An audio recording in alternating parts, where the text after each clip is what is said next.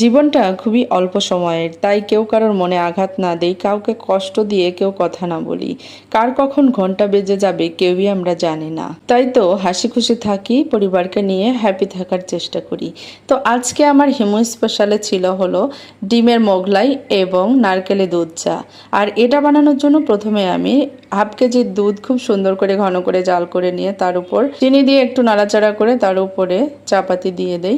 একটু ঘন হয়ে আসলে নামিয়ে নেই। তারপরে ডিমের মোগলাই বানানোর জন্য ময়দা নেই এবং সাথে একটু লবণ, তেল এবং একটুখানি চিনি মিশিয়ে নেই। ডোটা বানিয়ে নেওয়ার পরে রুটি বেলে তারপরে আমি একটু ছেঁকা হয়ে গেলে তার উপরে পেঁয়াজ মরিচ মাখানো ডিম ছড়িয়ে দিয়ে তার উপরে আবার একটু নারকেল দিয়ে খুব সুন্দর করে ভাঁজ দিয়ে একটু উল্টিয়ে পাল্টিয়ে আমি খুব সুন্দর করে ভেজে নেই। ভেজে নেওয়া হয়ে গেলে নামিয়ে নেওয়ার পরে এবার সাজানোর পালা।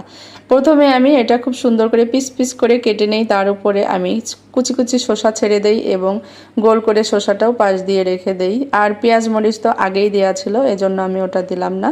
তারপরে আমি তার উপরে একটু নারকেল ছেড়ে দেই এবং আবার সস খুব সুন্দর করে ছড়িয়ে দেই চারিদিকে। তারপর আবার একটু উপরে নারকেল দিয়ে খুব সুন্দর করে হয়ে গেল আমার মজাদার নারকেলের দুধ চা এবং ডিমের মোগলাই। ধন্যবাদ সবাইকে।